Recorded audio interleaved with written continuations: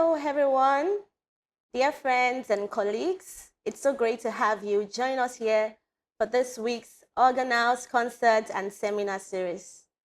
I am Praise Mayowa Ajayi, and I will be your host for today. I'm a postgraduate researcher at the Mountaintop University Music Department. I am thrilled to welcome you all once again to the organized concert and seminar series. And just in case you're joining us here for the first time, it's my pleasure to give you a brief introduction of this series. The organized concert and seminar series is an interdisciplinary research initiative that provides creative and intellectual spaces for scholars, composers, performers, educators, music professionals, and music enthusiasts. Through rigorous engagement, the series champions an academic, artistic, and creative research agenda that is rooted in local realities while maintaining global relevance. The organized research agenda is premised on promoting innovative and critical approaches to research in music, composition, performance, and the exploration and documentation of Nigeria and Africa's musical and cultural heritages. Today, we are looking into an exciting and insightful topic, which is doing artistic research in contemporary Nigeria. This topic raises questions like, does music composition or creative practices count as scholarly research? At what point does music performance become a sphere for knowledge production? Leading us into this presentation is Mr. Elisha Igbokwe. You're welcome, Mr. Elisha. Thank you. I'm so thrilled to be here. We're glad to have you too, sir. Elisha Igbokwe is a postgraduate music researcher at the Department of Music, Organelles, Mountaintop University. His work is situated in artistic research in music and Yoruba sacred church music. His current research focuses on the artistic exploration and recomposition of Daniel Olukoya's Dakeje, situated within the sonic epistemology of the Mountain of Fire and Miracle Ministries. Elisha has composed and arranged several choral, solo, and instrumental works, including Adura Medley, How Must Change Hands, and Keresimesi Odunde. Elisha is exploring composition as a form of knowledge production. His research interests include post-colonial African church sacred music, artistic epistemology, and contemporary Nigerian choral cultures. Thank you for joining us once again, sir. Thank you so much. You will proceed now, but before that, I want to urge all our listeners to please keep track of their questions and contributions as Elisha Igbokwe presents. Thank you, Mr. Elisha. You now have the floor. All right. Thank you so much, everyone, for joining this broadcast. Like it was said, I'm going to be doing a presentation on doing artistic research in contemporary Nigeria.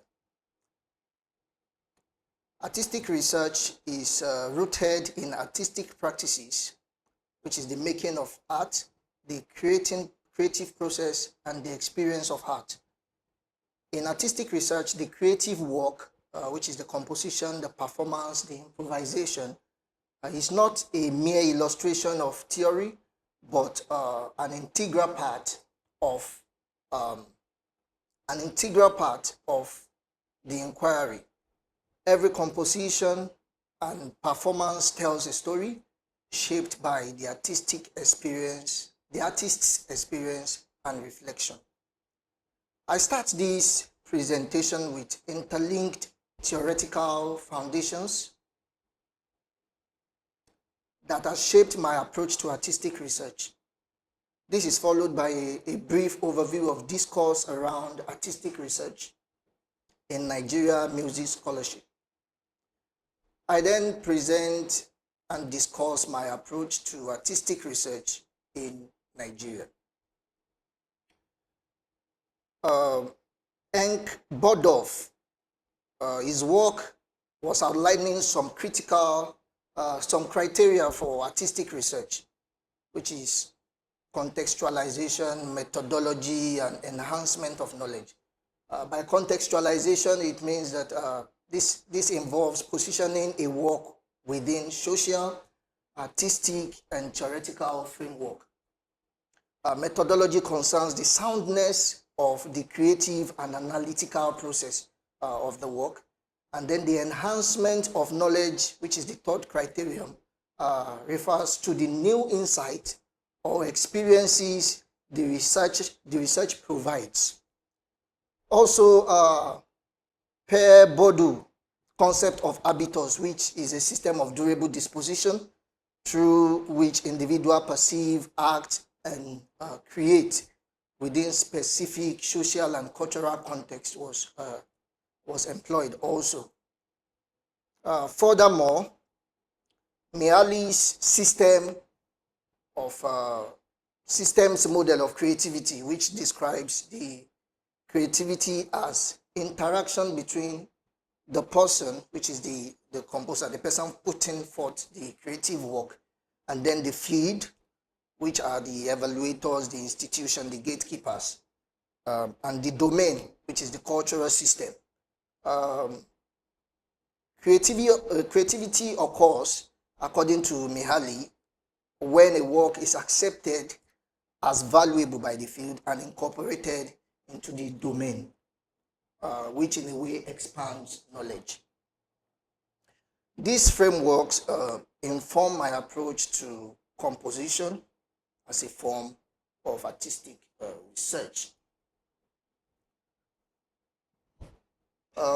Just for a few historical background, pioneers like Akin Uba, Ayo Bankole, Fela Showande has engaged in artistic research, especially through compositional experimentation that generated new knowledge and concepts such as African pianism and other performative epistemologies dealing with diverse groups and cultures in Nigeria. Contemporary Nigerian composers continued this trajectory, blending theological, artistic, and aesthetic orientations rooted in their social experiences. My work employs music composition and performance as tool for inquiry in advancing the initial discourse in artistic research. I recomposed Daniel Olukoya's choral work titled Dakeje for a double SATB choir, a soprano, alto, tenor, bass, and a symphonic orchestra. Then reflecting and documenting the process forms the core of this research.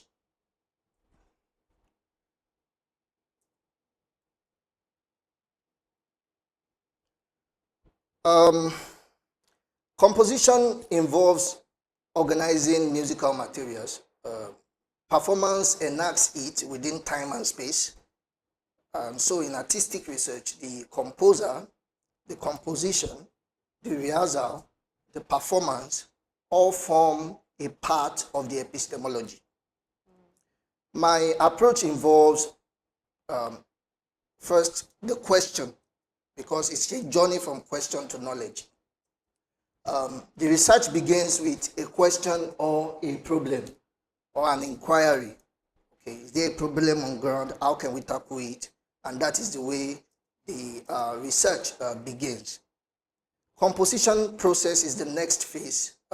This stage involves experimentation, drafting, improvising, and organizing motifs, harmony, and other elements of music, rhythm, and text to form the composition itself.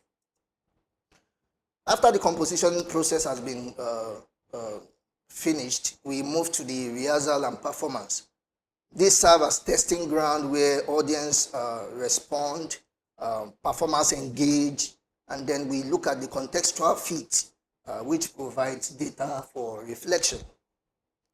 Then we go to the next phase, which is the reflection and documentation. The recording, the rehearsal logs, and feedback allow reflections on the work that is done. What has failed? What is the new thing that was generated? What are the things that worked? These are the things that we look at while we are reflecting on the composition. Finally, we go to the knowledge generation, which is the output. All right. Outputs include not only the composition and performance, but also insight into new compositional method, the cultural meaning of the composition, and the performative strategies that was employed.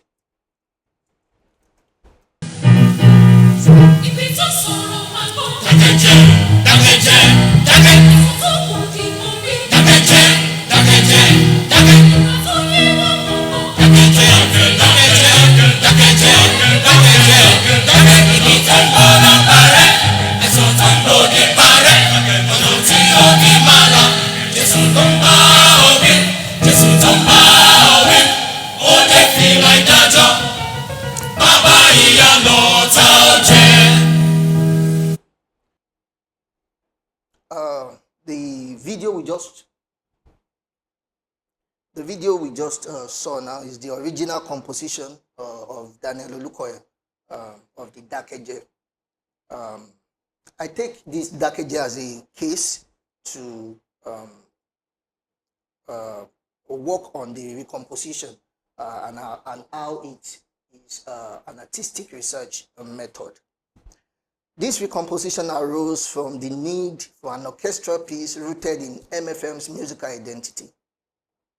Using Daniel Olukoya's original Dakeje as a base, I created a version for a double SCTB choir and symphonic orchestra.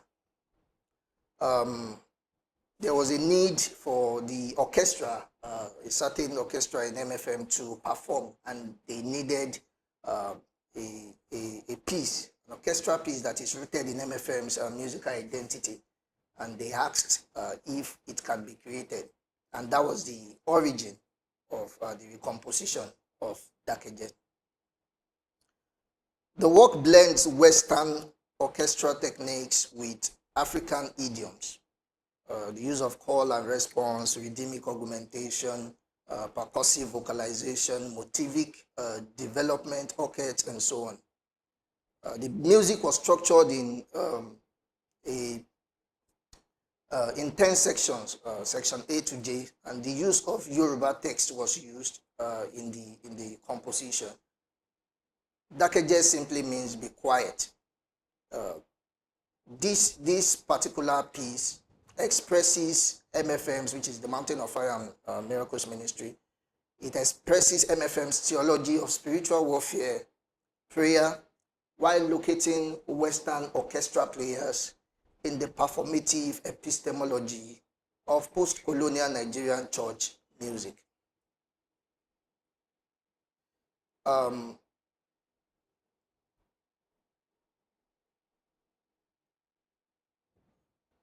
Now I'm going to play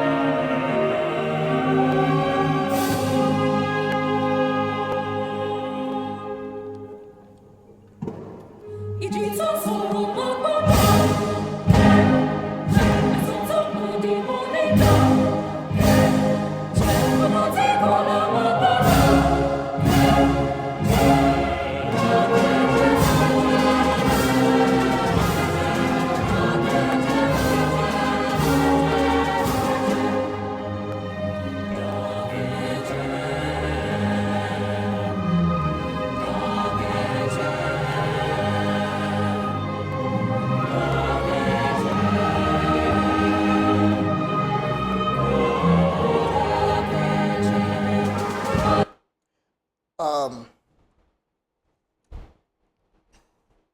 Dakeje, and that was Dakeje, the recomposition. I am going to now do a brief textual analysis of the work. As the song goes, the Dakeje has a Yoruba text, and it simply means be quiet. So most of the words that were used in this composition, they are metaphorical. It's telling storm to be quiet. A storm that is raging. They say, raging storm, listen, be quiet. Awkward sickness, I say be quiet. So it brings a question that can sickness, yeah? Can storms listen to commands? Is there something, is there a spiritual underpinning to all these things? And that is what Dakeje represents, because it goes beyond just the words.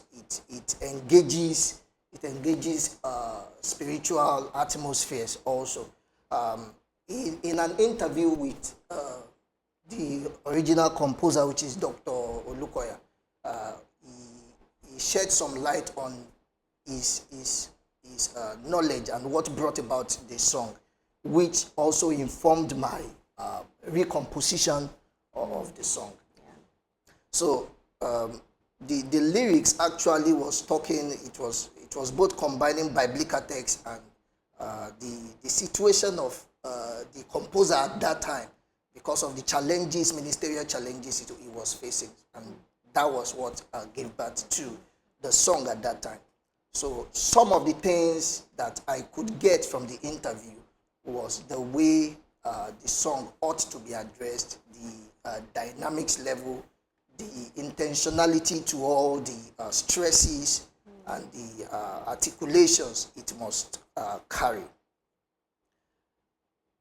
The Dakeje, talking about the instrumentation, this recomposition consists of instruments divided into families as parts as follows. The woodwinds, which is basically the flutes, the oboes, the clarinets, the bassoon, the brass, which contains the horns, trumpets, and the trombones and the tubas. So basically the flutes and the oboes, usually they double with the voices to do some calls. If you listen well, they join with the voices to do the calls, because majorly you hear call and response. Then the male ensemble will respond, and these are the interplays that we have in the composition. The brass usually gives a strong accent to some of these things, and especially with the percussion, the timpani rolls that usually depict a raging storm, and some of these compositional techniques that were employed there. Straight to the structure of the music. Like I said earlier, there has been so many what's it called? There has been so many arrangements of this music, but this particular recomposition of Dakeje made use of unison singing, antiphony, which is call and response, and one of the basic things I used was motivic development. So I used some certain motifs that is very constant and very prominent in the composition. So each time you hear Dakeje, each time you hear Dakejeje, each time so those are motifs that were expanded, augmented, and some of those things were done in the composition. And then all the tonal areas, the modulation that took place, these are just effects that were placed into the music. Like I said before, there are some motifs that were used. So you hear the set of semiquavers, quaver, and the semiquaver, that's ta-da-ta. And these are the things that were used to develop the whole music from scratch. They kept repeating in the music. There was a part of the music that uses a percussive thing. Okay, the singers, the drummers, both every instrument, they were speaking as if they were singing as if they were speaking. All right, and these are the things that were done in the music. Ìjì tó ń jà tó ń sayé ẹni di jákujàku lọ́jọ́ alẹ́ lórúkọ Jésù. So all those things were infused into the music to depict the MFM's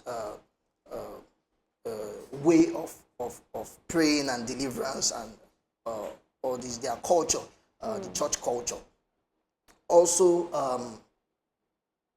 some of the other things that were used in the music were the use of strettos to create a sense of urgency, scaly passages. The use of various dynamics and articulations was brought into play for the work to also be done. There is a particular place where the strings play an ostinato, and this one of the things I did here was that because this violin 1 and the violin 2 were having a different reading, while the violin 1 and the viola were having the similar reading, to create a kind of a stereo effect, a natural stereo effect, pan to right and left. During the rehearsal, we were able to discover that, okay, what will make this music work is if the violin 1s are told to stay on the left, the violin 2 to stay on the right. It's one of the Baroque thing that they do, a Baroque era procedure. So, and it worked. And it didn't just create a visual image of what we wanted. It created the sound also. So the string section were able to do that. All these things were discovered during the process of the rehearsal. Also, during the rehearsal, and I think I begin to get to the place of reflection now. During the rehearsals also, I discovered that the first draft of Dakeje that was made, that was written, we discovered that there are so much intricacies there. We couldn't really actualize. I couldn't really actualize what I wanted, especially with the music. The organization is not there, especially with the set of musicians I have. So we had to go and rework, bring down the key for balance of the voices over the orchestra, and all these things were done to rejig the music. And then these are just the things we had to do to make sure that the balance was there. All right, so the interpretation and analytical discussions. This was the ostinato I was talking about by the string. You discovered that the viola section and the violin 1, they're having the same reading, while the violin 2 are even divided. And then they were playing their own readings, while the cellos and the basses were giving a steady reading there. All right. The recomposition process generated new knowledge about how modern choral orchestral idioms can embody Pentecostal, spiritual, and indigenous musical thoughts. The reimaging and expansion of D.K. Dakeje for orchestra and voices through the use of motifs and themes advances a new pathway in artistic research in Nigeria. The text of Dakeje also represented the MFM disposition and culture of prayer and deliverance. Through this work, this culture is enacted to resonate with the MFM Christian community. I also reflected on Miali's concept of creativity, from the rehearsal, which is with the musicians, to the performance. I considered the acceptance of the music by the field, which is the gatekeepers, the performers, the people who watched the rehearsals. I consider the acceptance of the music into the cultural domain. So perhaps we can say creativity has indeed taken place, because Mahalia said that if the field can accept a creative work of a person into the domain, that means creativity has taken place. I experimented, I've spoken about it, the experimentation of the futures that I was able to do, drafting of different compositions and ways to rejig the compositions for it to bring out the best.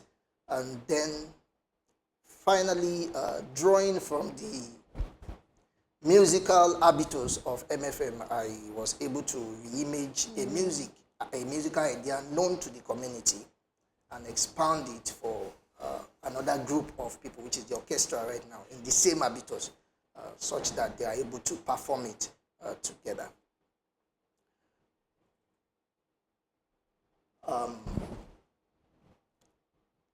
This presentation underscores the significance of artistic research in Nigeria, the performative epistemology, the creative reflection, and community engagement. By exploring DKO's work, which is Ajayi, demonstrate how creative process generates knowledge and reinterpret cultural experience. Recomposing Ajayi for choir and orchestra exemplify how artistic research not only provide music, but also mediate spiritual, cultural, and scholarly understanding. Through continued engagement with artistic research, Nigerian scholars can expand frameworks for studying and preserving the evolving tradition in modern African art music. Therefore, I suggest that music composition or creative process counts as scholarly research. And I align with Miali's work that a work of art such as a music composition becomes a sphere of knowledge production when it is accepted as valuable by the field and incorporated into the domain. Thank you all for listening. Wow, thank you so much, Mr. Elisha, for that insightful presentation on artistic research. Thank you. And some part of it, kind of resonated with me because there's often this misconception about musicians, or more specifically, let's say music students, when they hear, okay, you're studying music, okay, so what are you doing? And you say you are doing research. So some believe that you are not supposed to do research as a music student or as a musician. And, as creative, as performers, as composers. And however, during our last Organelles International Symposium, where we had Professor Agawu and Professor Bode Omojola as keynote speakers, I remember Professor Bode Omojola saying during his mentorship session that to be a good composer, you must do research. Yeah. And I really saw how it's played out in your recomposition of Dakeje. But I want to hear from you too, that how does this perspective, how does it align with your own experience, as a composer that is engaged in artistic research during your recomposition of this work? All right.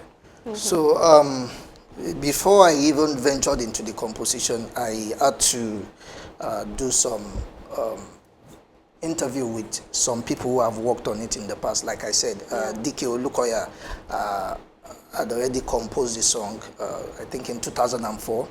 Wow. The first rearrangement was done by Fumilola Akinselure. Wow. And then there was another Dakeje that Owaje did, Sheon Owaje, but not this particular Dakeje. Okay. Now, so I had to consult all of them, did an oral interview with them. Okay, what is the source of this song? What is the inspiration behind this song?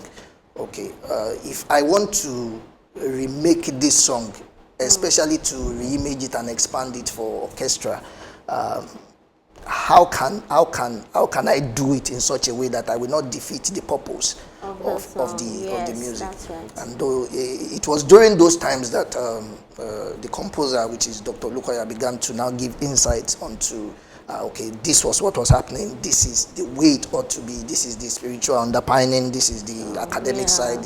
So that was how I was able to really now begin to image what I want to do, for the composition. Thank you very much for that response. So now here it is. I know that many of us have our questions already. So this is the question and answer segment. We would like you to engage our presenter. If you have any question, kindly signify on the chat. Signify by raising your hand, and you can unmute your mic, then ask your question, or maybe contribution, whatever. Is there a question you want to ask regarding artistic research as a whole, or particularly on his recomposition of Dakeje? And the methodologies employed. We'd like to hear from you.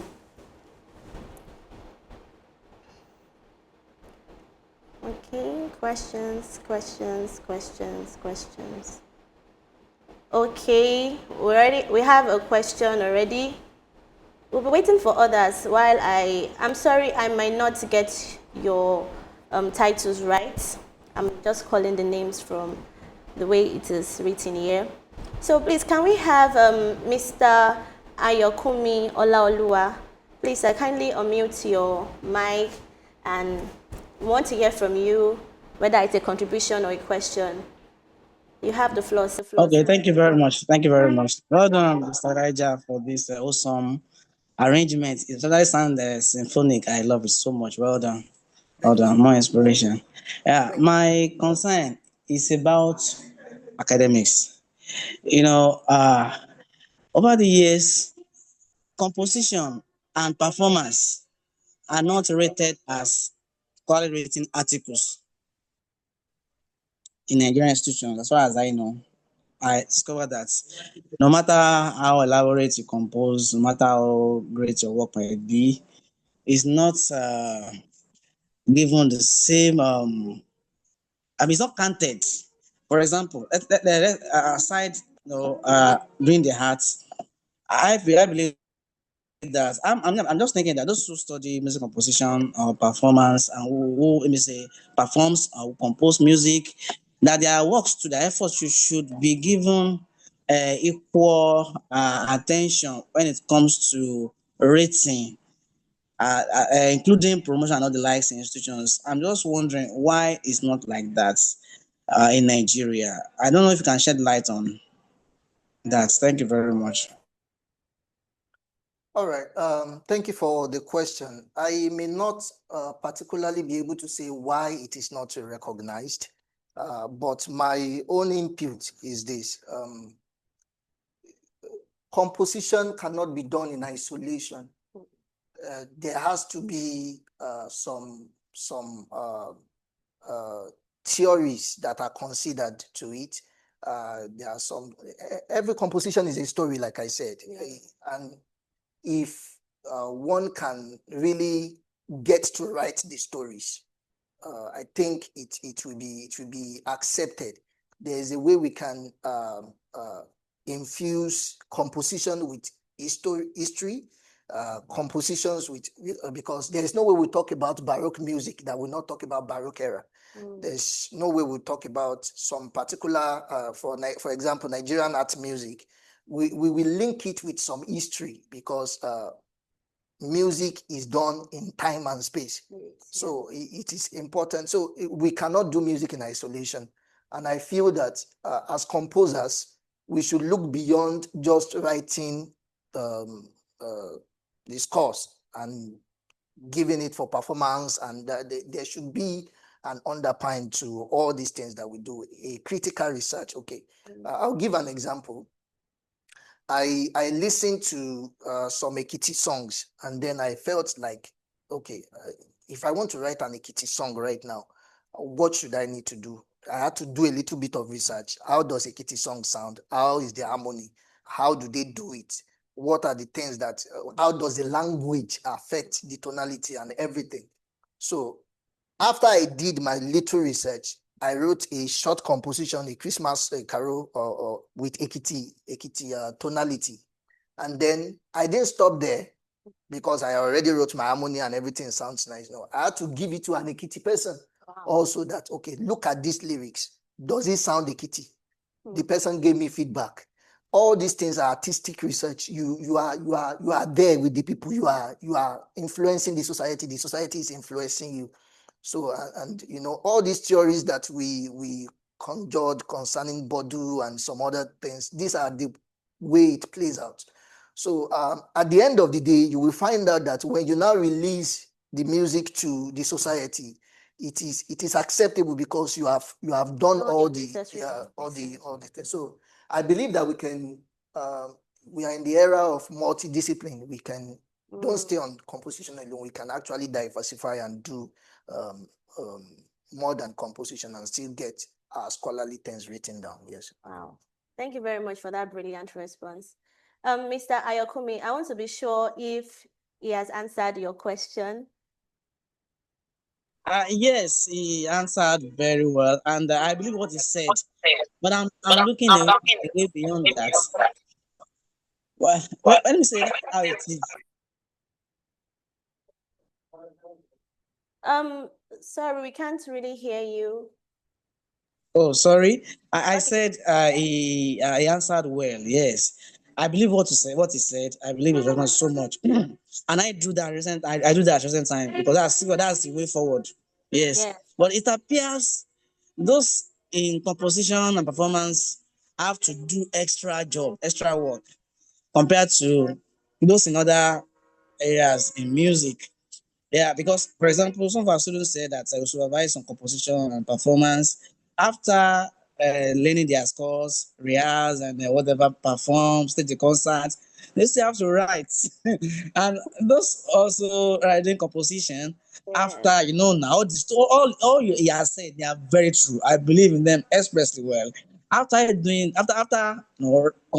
composing, you still have to engage in ethnography. Still have to come back to your research again, look for theory, just like as if you are doing all that. So it appears those two areas, they are more engaging compared to others, and they demand so much. And are we now being well? I can't say we are being cheated. It's like more is required of those in that aspect of music. All right. Well, can we balance things a little? I'm just thinking loud.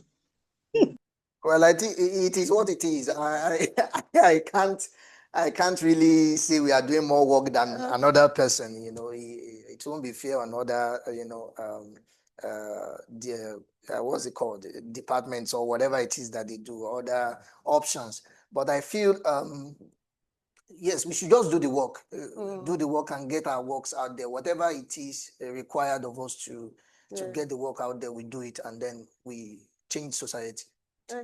Okay, thank you very much. So we have a question on our chat box from Dr. Michael Bakari, and it says, well done, Mr. Elisha. In what ways does this music arrangement and its performance generate new knowledge about artistic practices in Nigeria? And he said, in addition, why is this not a comparative study of different dakages to give different layers of its artistic knowledge? So I would like you to just give your response, make it as short as possible because we have so many hands raised already. Okay. Thank you, sir. All right. So why it is not a comparative study is that, well, that is not the context to which I'm looking at for now. What I wanted to really look at is just the recomposition process and how it is an artistic research, a way of doing artistic research in Nigeria and in Nigerian art music. All right. So like you asked that in what way does it generate new knowledge? Yes. Well, like I said, if you followed my presentation, there is a process. If there is every research is a question, is a problem that needs an answer. And when there was an issue that okay, a particular orchestral group wants to perform a music that is indigenous to MFN, okay, that is known in MFN, but the orchestral group doesn't have that repertoire, okay. So they are known as people who play hymns, they play anthems, Western music, but they needed a music that can resonate with the indigenous members of MFM also, and that was what caused the commissioning of the composition. Okay.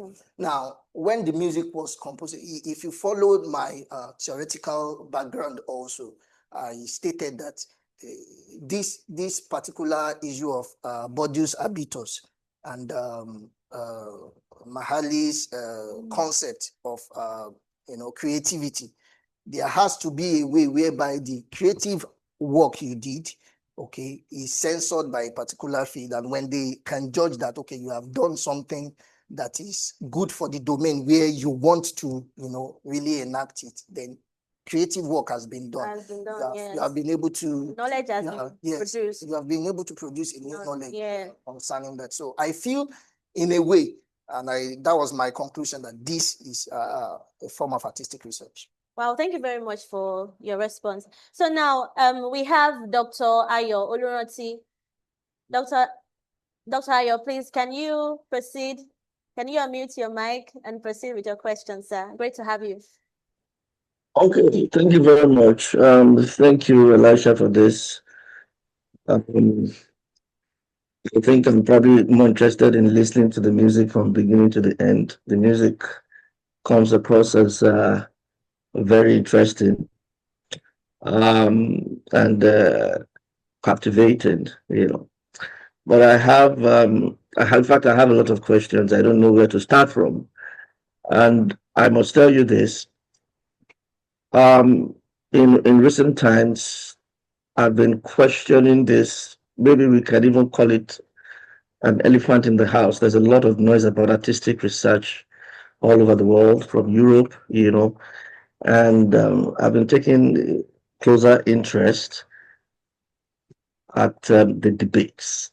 There are a lot of debates going on this issue. I didn't even realize until like a month ago, and I'm thinking deeply because, for starters, I'm happy you referenced Akinyuba. You referenced Showande as early artistic researchers.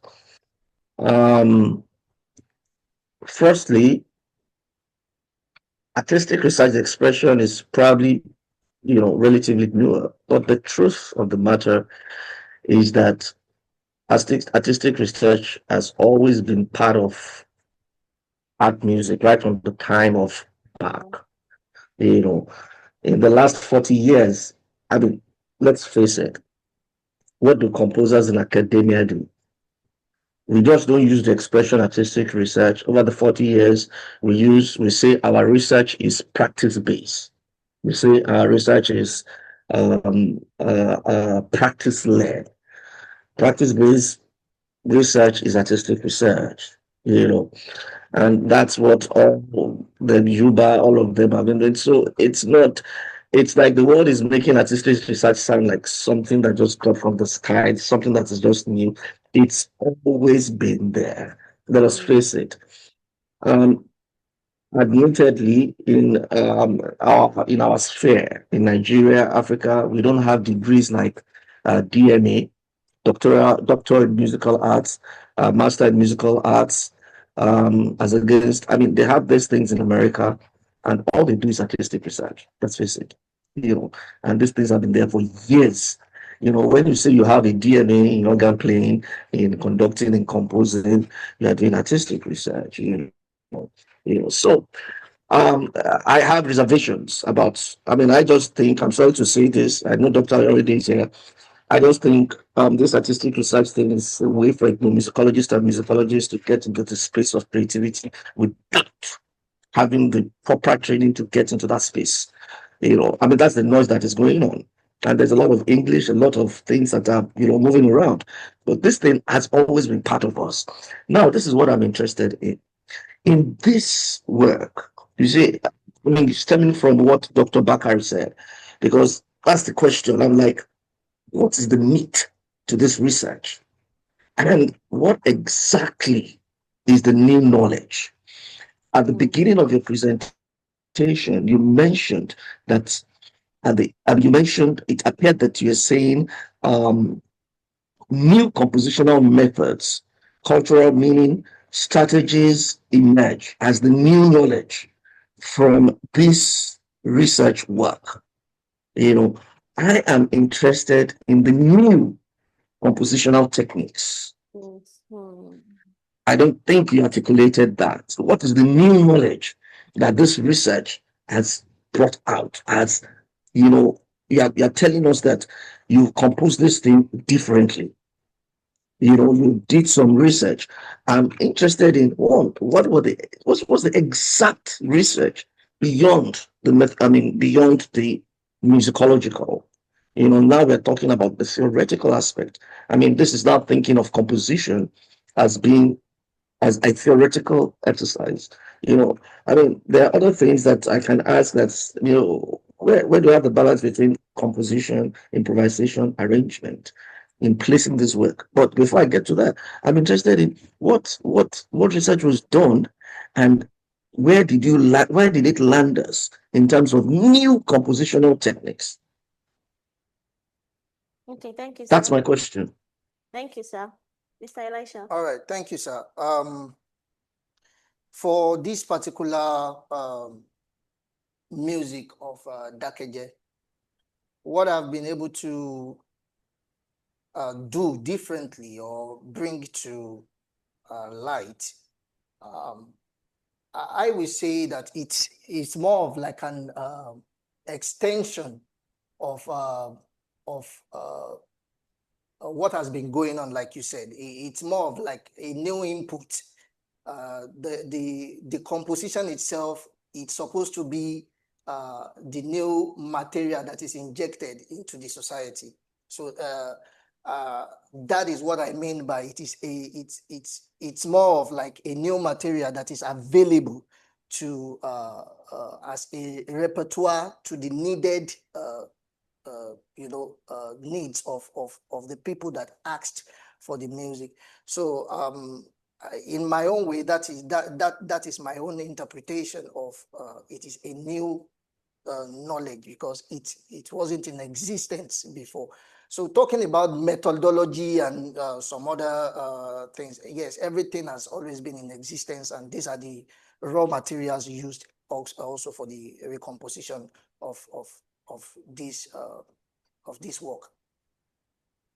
Okay, fair enough. I think if I understand you very well, um, maybe you are expanding the meaning of the implication of each compositional project. That each time, maybe you're saying each time a composer composes, it is new knowledge, because it's a new work. It's a new experience. But it can be misleading when you say a new compositional method. There's the product, which you are describing as being new. But the process of getting the product, when you say new method, new techniques, then people like me are interested that what did you unearth doing your research work that has led to new processes, new methods, So, and then we'll keep looking, and from that point of view, we'll feel, uh, maybe it's a new experience for you, as it is with each composer. When you compose or you perform something new, it's a new experience. Okay, thank you very much for making that clarification. Now, let me ask you the second question. You said that, I mean, there have been different versions of of this of this material. You know, apart from the fact that what you have done is for a different idiom. When I say idiom, different instruments, different language.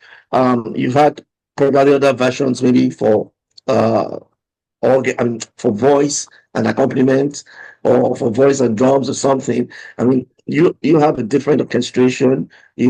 Apart from that, how is your new product different from the existing versions in terms of compositional technique, in terms of structure? And then the big thing that we always look for as composers is coherence. How is your work different? How is it more compositionally coherent or not? Maybe not coherent compared to these other ones. I mean, one thing that would have been very interesting, which Dr. Bakar hinted, will be a comparative study. I believe somebody else can do that anyway. Let's leave that aside. But the interesting thing for me is you said you studied, that's part of your research, So what did you do differently apart from the instrumentation? All right, sir. Thank you for that good question. The version of Oyinkansola Akiselure the structural wise, it is verse to chorus. Just yeah, there are call and responses there, but it is just basically verse to chorus, and that is all. The yes, there are some these homophonic textures and everything, but it is just basically verse to chorus. You sing the verse, you go to the chorus. For the one that Shehuwade did, it wasn't exactly like the one of Oyikosola, the composition of Oyikosola Akeshedure. No, it's basically different. The only thing that is just the theme of that Dakeje that is there.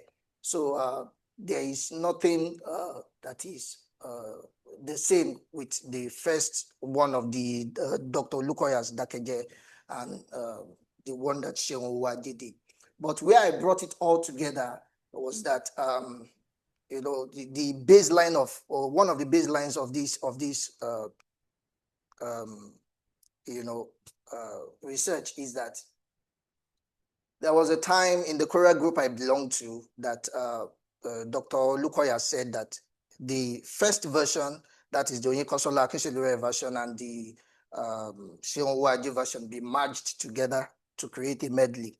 And if we know Dr. Lukoya very well, he loves medley, and those are one of his compositional traits, medley.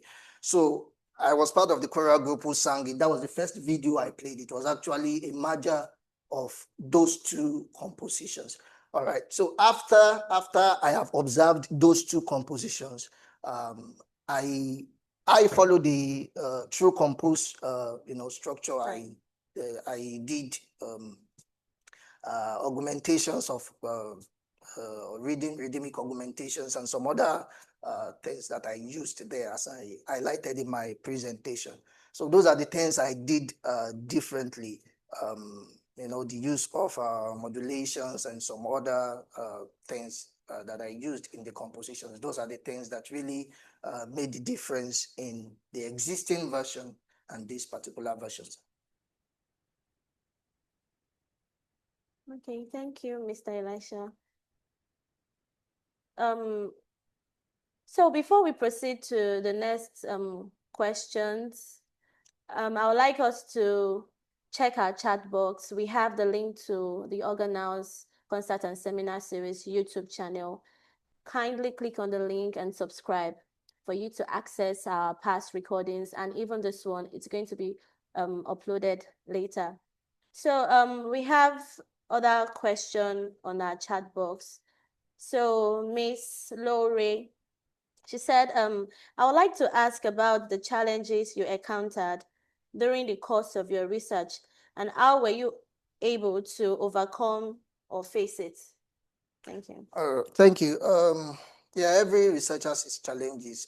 For me, one of the basic challenges I had, there are a lot of them, which I actually wrote down in my thesis anyway,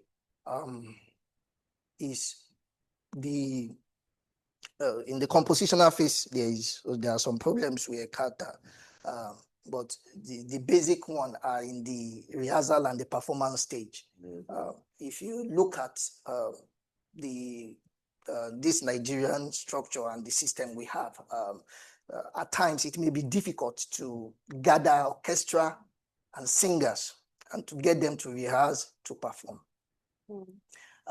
Especially Western orchestra players. It's before you can get them in their numbers, can imagine, to have them perform, so it's a lot.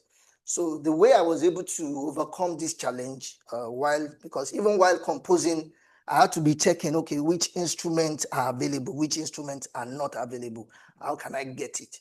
So I had to now have an affiliation with a particular orchestra group in church. Yeah. And I also called some of my friends that I know that they are musicians and they are actually good at what they do. So it is, and of course I belong to a choral group, so I was able to get people from all those places to get the work done. Financially, yes, it's there, but we just had to do it, and yes, those are the major challenges. Rehearsals, rejigging. Okay, this is not working. This is working. Okay, let us do it again. And that's basically the challenges here. Wow, thank you for sharing your experience with us. So, moving on, we have Mrs. Temitope Obalade. Mrs. Temitope Obalade, kindly unmute and let's hear you, ma. Thank you. Yes, good afternoon, everyone. And Afternoon. thank you, Mr. Elisha, for that wonderful presentation. Thank you, Miss Grace. Very good host you have been. All right, Thank so you. today I remember the times that I have been able to perform this particular song. I have been privileged to perform this particular Dakeje song, both in different forms. But all of the versions that he has mentioned here today, I have been privileged to perform them all. And then one thing stands out for me. It is the input of vocal percussion in that of Mr. Elisha's arrangement that stood out for me in his arrangement. So MFM is a church that do not use drums in the real sense. So it's just natural for whoever wants to compose an MFM music to not bother about the drum line or whatever. But when I saw this version written by Mr. Elisha here, I noticed that he decided to, do a vocal mimicry of what the drums would have done, what the drums would have performed.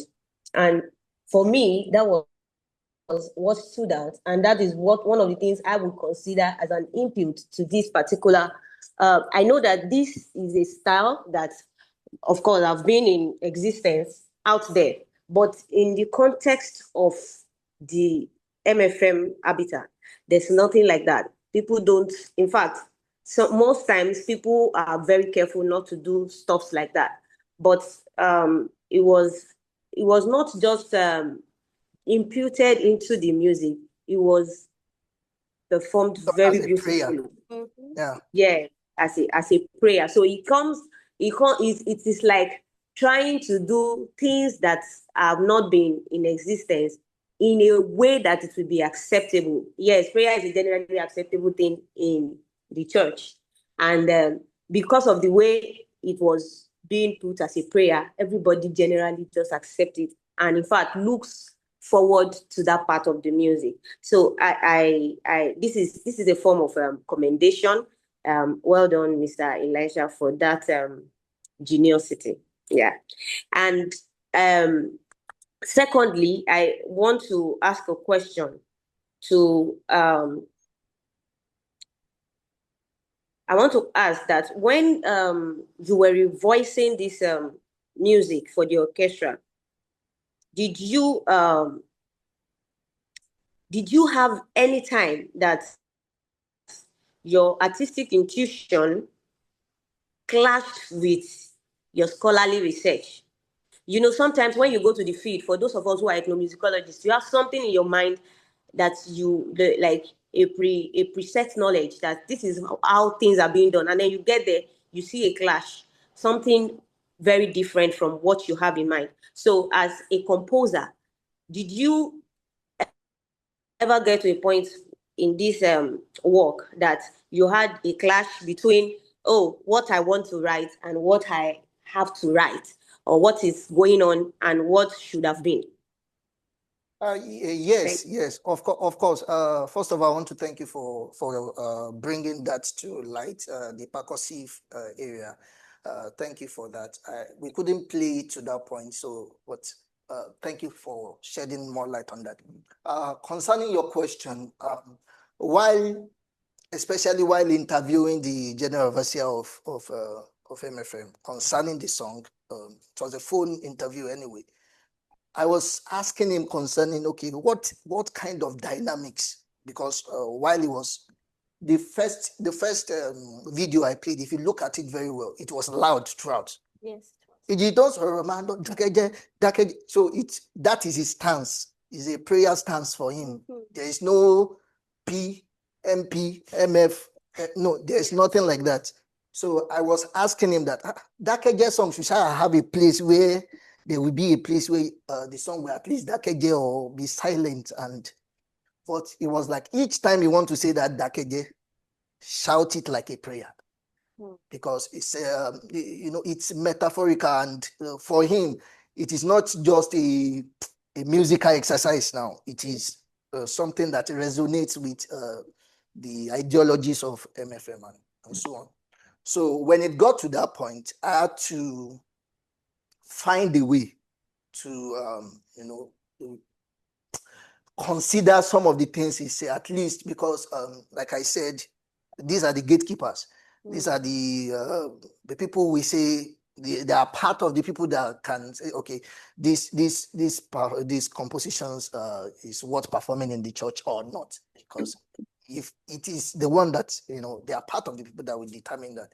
So and we have to find a way to do that in order to at least accommodate their point of view. So most of the times it is not about always what the composer wants to do, but what is needed for the music to carry the spirit of the music. Wow, thank you, Mr. Elisha. Mrs. Obalade, has he answered your question? Yes. Okay. Yes, thank you very much. Yeah, thank you for joining us, ma'am. So we have another hand raised, and that is Mr. Abiodun Akinola. You have the floor now, sir. Kindly unmute and let's hear you, sir. All right. Thank you very much, Mr. Elisha, for this wonderful presentation. I so much appreciate your music ingenuity. Even though I joined the presentation late, but I still believe I was able to catch up with the presentation. I am just kind of curious to actually know the novel knowledge that this research is actually contributing to the body of knowledge, if you understand what I'm saying. And the second question will be,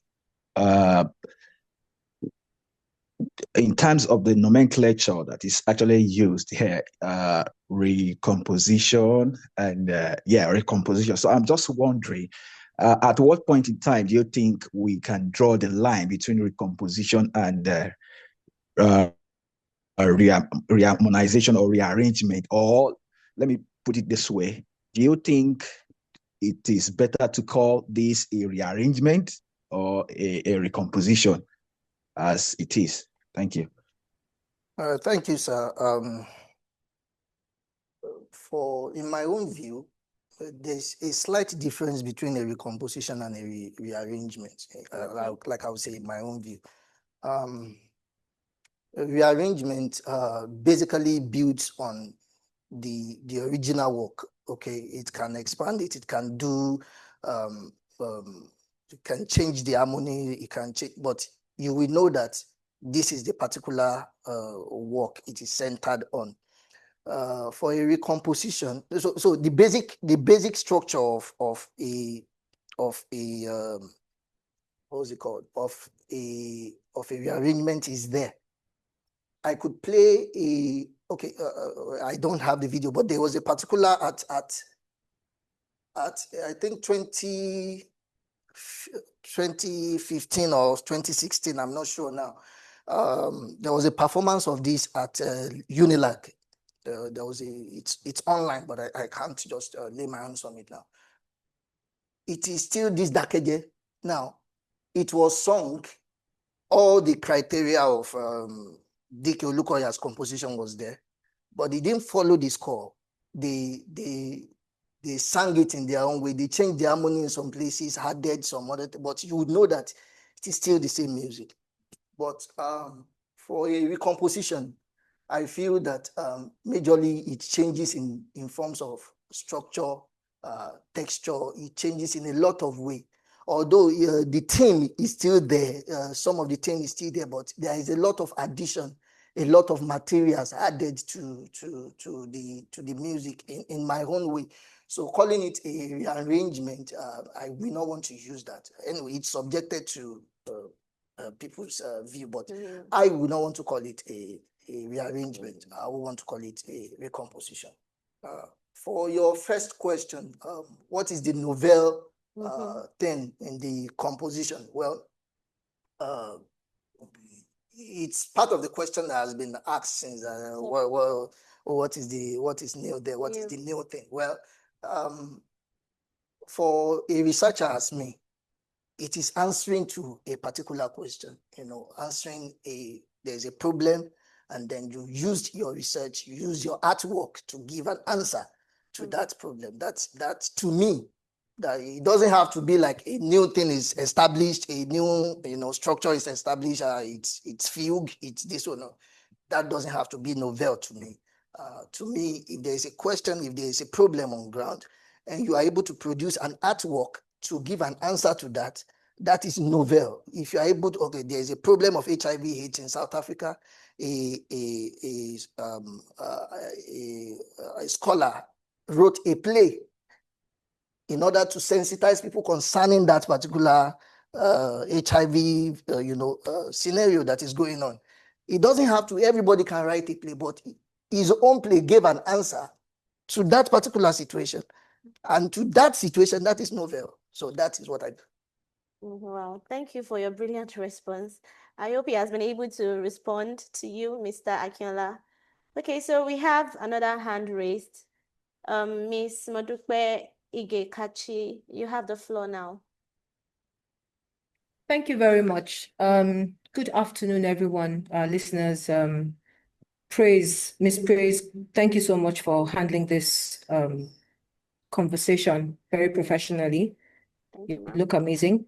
Mr. Elisha Igbokwe, thank you so much for this very interesting presentation. I will not get into the fact that, you are a maestro, and I applaud your work. I was just very curious, because you used, in your presentation, you said you used a double SATB choir.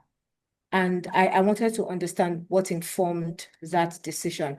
I mean, I understand you spoke about the fact that you wanted to create about the violin one and the viola. You wanted to create like a stereo effect, like it's done back in the day. So they did exactly the same thing, but even in the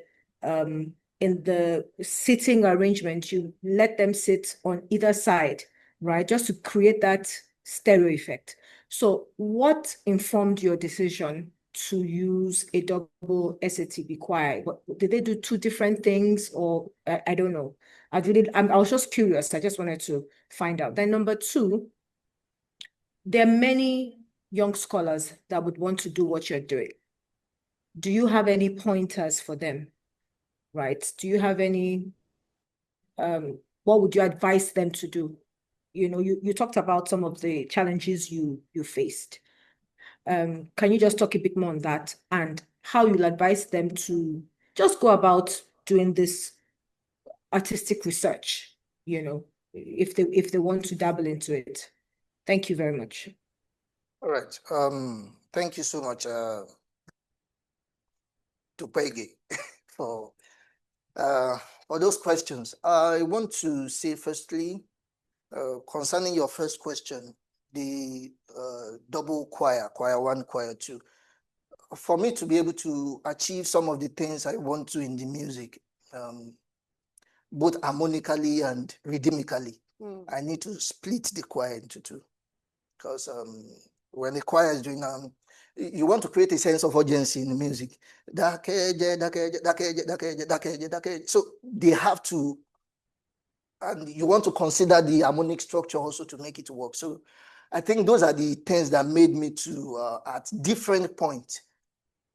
Originally in the music, there was no need to split the choir, but at some specific point, the choir has to just split. There has to be a division there. So that was the reason for me doing that at that point. And I think I was able to achieve what I wanted with that. For composers that want to do artistic research. Well, I am also into it, and yes, day by day, new knowledge is being gained, new ways to approach is being gained. So I would just say, let everybody start. By way of starting, we will know what, okay, this is what this requires. We learn every day on the job. We have expectations, and then things don't work out, and we try again, and we're still learning. We have a lot of maestros that we learn from also. We still study their works and still find a way to, think differently also in bringing ourselves out and doing the real work of composition. So I would just say, just start. The process itself, we train everybody. That is it. Thank you. Thank you very much, Mr. Elisha. Ms. Ige, I hope he has been able to answer your questions. Yes, he has. Thank you so much. Yeah, thank you for joining us, Ma. So we have our very own Dr. Oladele Ayorinde here. So, sir, you have the floor. Kindly unmute your mic and let's hear you, sir. Hello, can you hear me? Yes, we can. Okay, thank you so much. Mr. Elisha, thank you so much for the presentation. Thank you. And thanks so much, Grace, for the interesting, post that you have been today. Thank you. Yeah, well, mine is not for Mr. Elisha. It's just a way to quickly contribute my own little speck to the question that came earlier, particularly the one Dr. Luranti addressed, the one from Mr. Ayokunmi Olaoluwa and Mr. Dr. Bakari. So, well, again, this is me just opening the conversation to another level. Let's say expand it further so we can all keep learning in the process. So to start with, I understand the question from Dr. Bakari and Mr. Ayokunmi is located within the Nigerian musicological requirement. I understand that. And because of that, we all understand what that means. So that I will come back to that. So, but the important one is the one from Dr. Laurenti's perspective, which is the nature of artistic research. Artistic research is not just about composition. Artistic research is a model that anybody can grab and input it, experiment it on something, and get a desired result. Let me give somebody who works. In fact, it's not even within music alone. It starts from fine arts, literature, architects. That's where the term came from before the musicians started using the work and started aligning their work into artistic research, which is about, let's say, 20 years ago, 10 years ago, when the idea of decolonization became significant on the continent. So it is mostly from the music side. It emerges from the Southern African perspective. So people started talking, okay, we are not in the composition area. We also want to address the public, because composition, as we all know, is a colonized field. It came as a baby of coloniality. So you tell you don't double this, there's a rule. So the scholars in Southern Africa and part of Northern Africa emerged 20 years ago and said, okay, one of the ways we can decolonize or make composition relatable to our community is to start wearing the cap of artistic research. So for them, artistic research is a way forward, is a way of breaking the gates, decolonizing composition as a field. And what that means for them is to make their composition relatable to their community. Yeah, to take the composition out of the framework of the 1% scholars who speak to themselves about theory, about this and this and this. They broke the boundary and opened the gate to make composition, to take it to the township, to the people in the village, started working together with people. And what does that mean in our own Nigerian context? So artistic research, of course, the name became popular, let's say 20 years ago in this part of the world, particularly in Africa. But in Nigeria and across African society, people have been doing the work in different ways within the colonial framework of composition, score, musicology, whatever.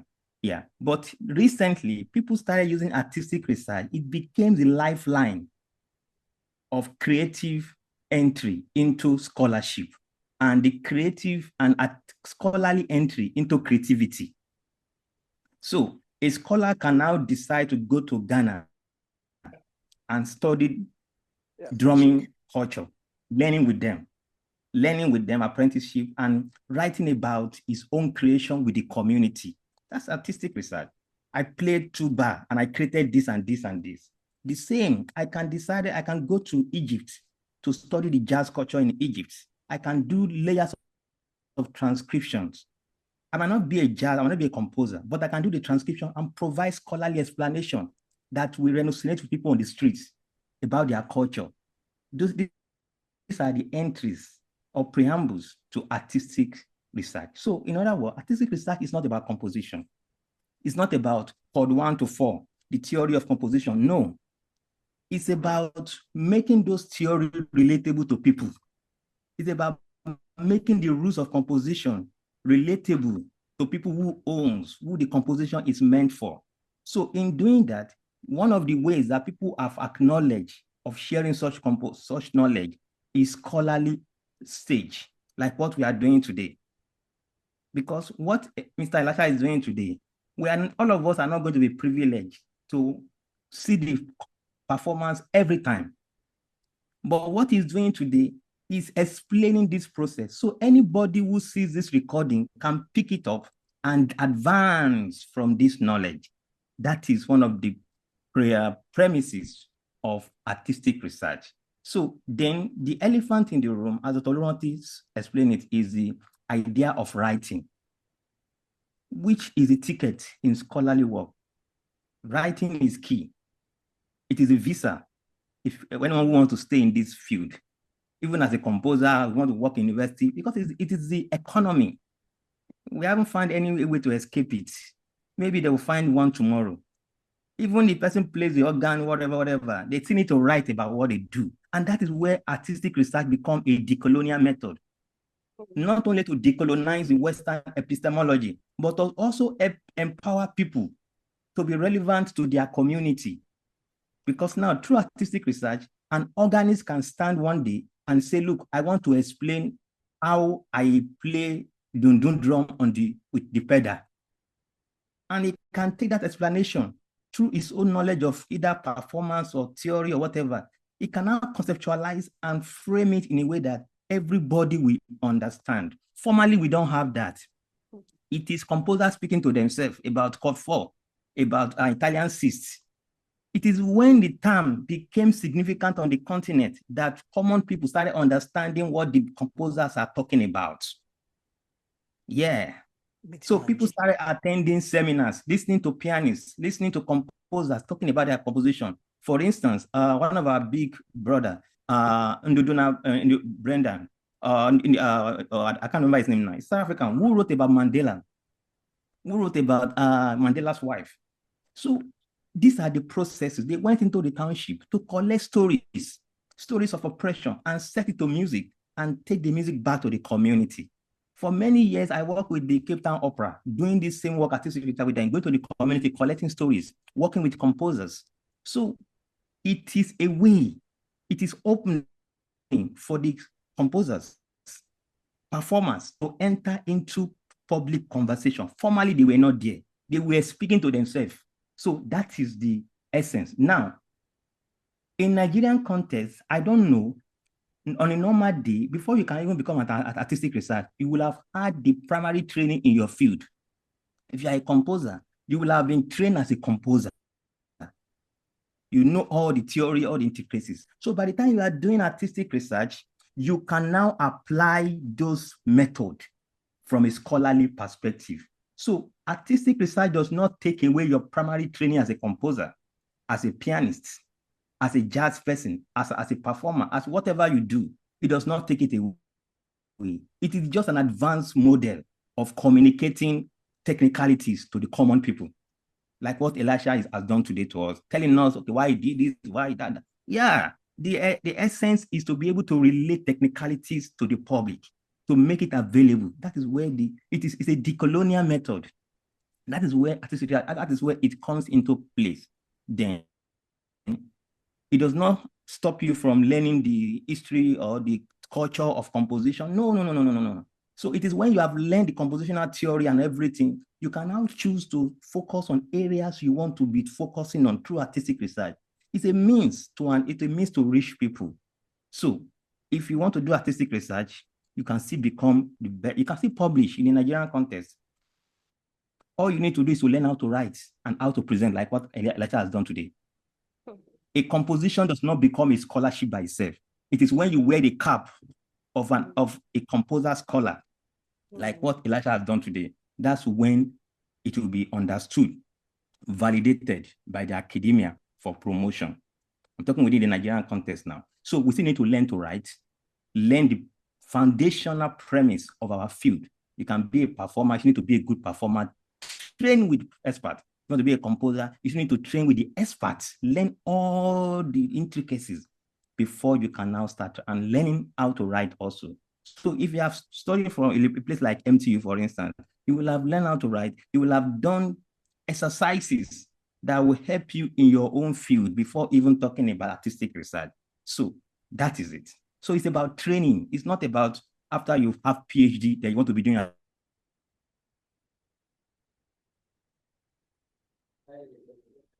Oh, I think there's a network glitch. We can't hear you, Dr. Ayorinde. Okay, so while we wait for him to get back, we have Dr. Ayo Oloranti and Mr. Ganikale. But I think let me start with Dr. Ayo Oloranti. Sir, you can proceed. Quick response to Dr. Ayorinde's contribution. First of all, nobody is restricting the concept of artistic research to composition. And if I related that in my earlier response, talking about artistic research in terms of composition, it's because of the fact that the artistic result of Elisha's work is compositional. If you carry out artistic research in the performative language, then we look at it through the lenses of performance. If you go into architecture and you bring in the component of artistic research beyond application of mathematics and sciences, the results will be looked through the gurus of architecture. Artwork, painting and things like that, you do artistic research. If your product, the end product that you are talking about, is physical artwork, it will be judged based on that. So basically, my earlier contribution is contextual because of the nature of work that Mr. has done. We have to look at it through that lens and look at things that have been happening. Do you get it? So basically, when I approach composition by the roadmap of artistic research or scientific or whatever, we're still going to look at the composition for what it is. It's as simple as that. Whether it relates to me or relates to my grandmother, we're still looking at, and for crying out loud, we're not in the era of compositional rules again. Nobody cares about chord 4, how you use chord 4 or you don't use chord 4. In fact, there was a program recently in which they were going to talk about compositional rules, how to avoid consecutive feet and this like that. And I was like, this is not about again. I call myself a postmodernist. That means I don't conform to any rules. I can do anything. But there's only one thing that we look for in the composition is coherence. Go anywhere. Whether you're an artistic researcher or a composer or whatever you are dropping down on, it's coherence you're looking for. And what I mean, how do you define coherence? Yes, there are subjective issues there, but then you go into the foundation, you go into the structure. The same thing. When you go into architecture, no matter how beautiful everything is, everything still goes down to coherence, structure. Do you get it? We don't care whether it's Cord 5 or Augmented 6, yeah? Or you put Waka in there. Do you get it? The point is, again, we look at composition like a movie. The narrative component. How is it coherent? How do you manage things? Do you get it? How do you structure your points? Earlier on, Elisha, you're talking about the nitty-gritty, which we are interested in. That you are writing Dakeje. You want a place where the music is soft. Do you get it? That is thinking along the lines of narrativity. How you create points of repose, how you create points of, what do you call it? Climax. The same thing in storylines. So these are things we used to evaluate the result. And then, so when you say you do artistic research and you say there's new compositional method, we are interested. Do you get what I'm saying? So basically, it's your output that we look at for what it is, and not it doesn't make any sense for this your output to be compositional, and then we'll be looking at it through the lenses of performance or something else. So that's one. Then on this issue of using artistic research as a route to decolonization, you see, it's this issue of decolonization makes me cringe. There's a lot of noise about decolonization. Look, don't let us deceive ourselves. If artistic research is going to get us to where, as Dr. Arede said, you create music that will be relevant, that's fine. But this issue of decolonization, number one, SATB, the SATB choir is Oyibo's property. Yeah. Huh? Yes. The orchestra you're writing for is Oyibo's property. Yes, sir. Yeah? You are using the principles of harmonic rhythm to move your music forward. Now, Oyibo get up. Yeah? You come to my house. You see everything I have in my house. You now want to claim ownership for what I own. What kind of decolonization is that? If you want proper decolonization, go and write for, instead of SATB. You are now writing for a decolonized system. I mean, at some point, when I first came into the learning of African pianism, the first thing that came to my mind was, how do I Africanize the organ? Do you get it? Right now, I can tell you it's a waste of time trying to Africanize the organ because it's not an African instrument. Yes. So if you are thinking of decolonizing and you are writing for the organ, you are deceiving yourself. I mean, I'm just saying this. Look, the entry point to any of this music that we write is the instrument.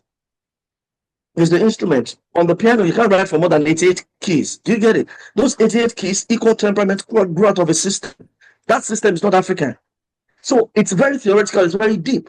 So if you want to really go and decolonize yourself, go and write for Imbira. Go and write for Oja Flute. Go and write for Goje. Then you get rid of all the colonizations. So if the artistic research is going to take you to the field outside the Western canon, fine, that's okay.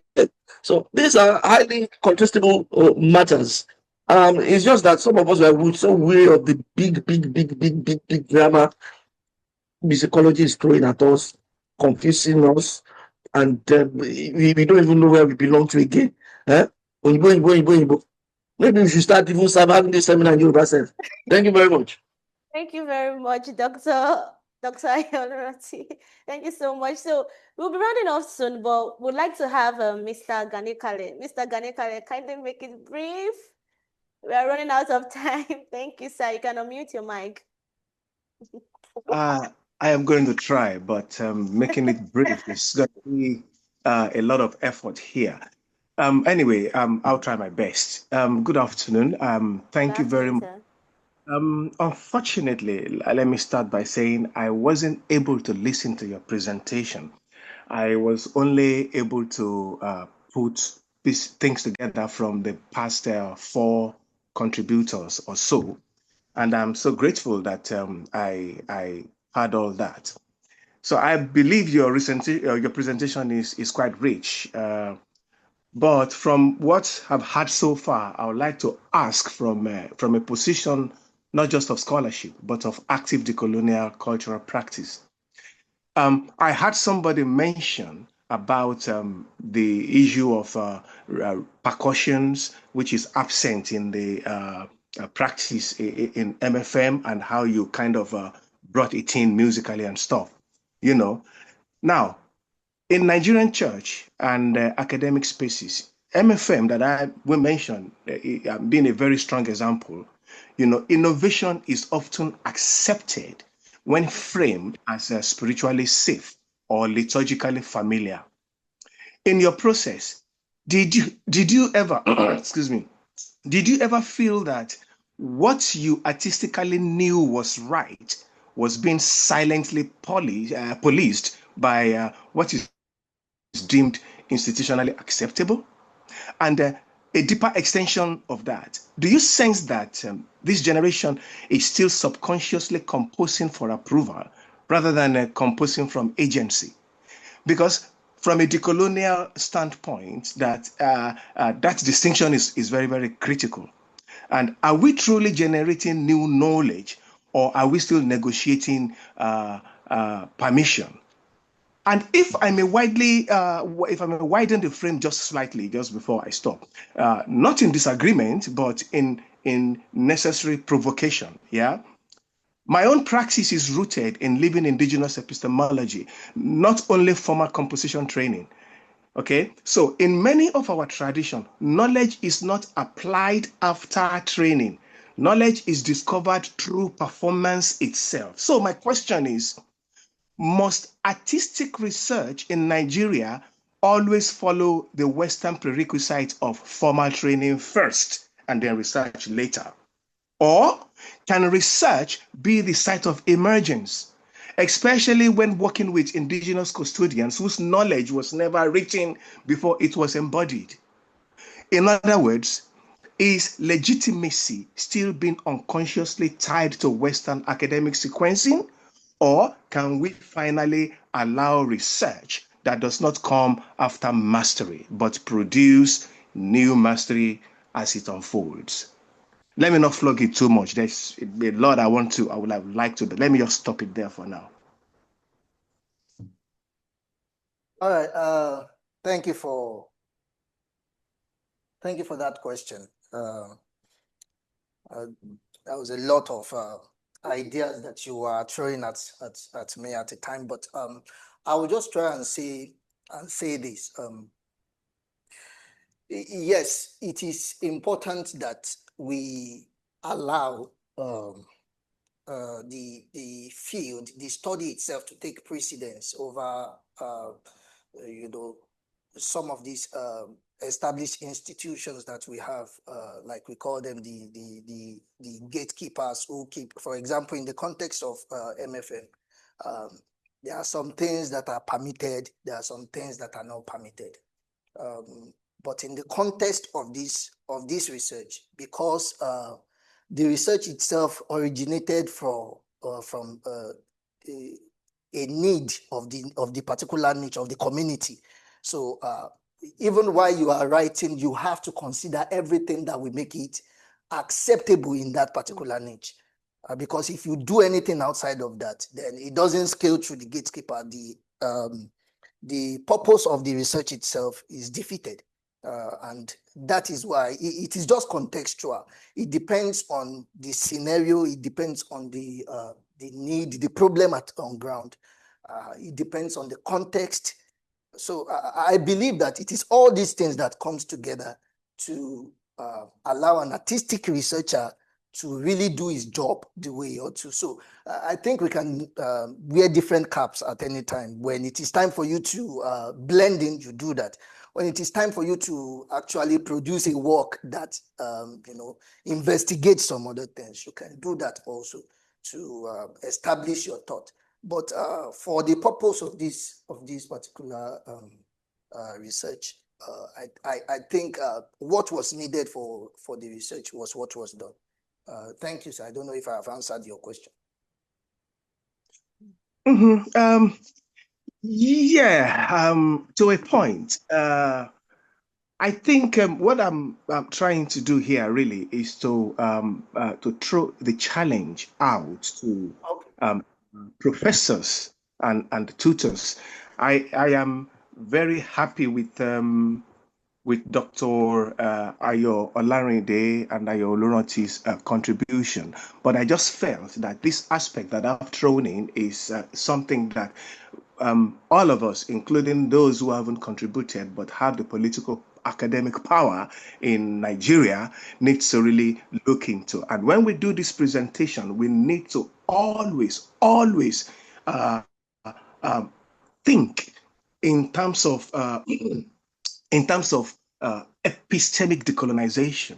You know, I mean, we need to really think of our essence, because this is what I always hammer on whenever I am involved in anything to do with music and African, especially Yoruba, right? So that is why I ask these questions. But I have quite a number of other things to put in there, but I would just like to leave it for this as now because of the time. Thank you very much. We're really running out of time. Well, we appreciate your contribution, Mr. Gani Kale. Thank you very much, sir. Thank you, Mr. Elisha, for joining in. Thank you. We have now come to the end of today's episode of the Organelles Concert and Seminar Series.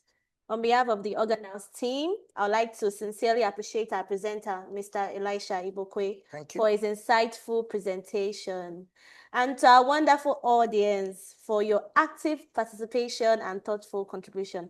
Thank you very much. Thank you for always tuning in and being part of this growing community of scholars and creatives. Remember, the conversation doesn't end here. You can stay connected with us on our social media platforms, particularly YouTube. We are on YouTube as the Organelles Concert and Seminar Series at MTU, where you can find recordings of our past seminar series and even concerts, including the mentorship session of Professor Bode Omojola, which I referenced earlier. We are on X, which is known as Twitter, as at Organelles Music. We are also on Instagram as at Organelles Music, and on Facebook we are Organelles Concert and Seminar Series. And of course, don't forget to join us next Thursday at 1 p.m. Nigerian time, same venue, for yet another enlightening session here at the Organelles. I am Praise Mayowa Ajayi. Thank you once again and have a wonderful day ahead.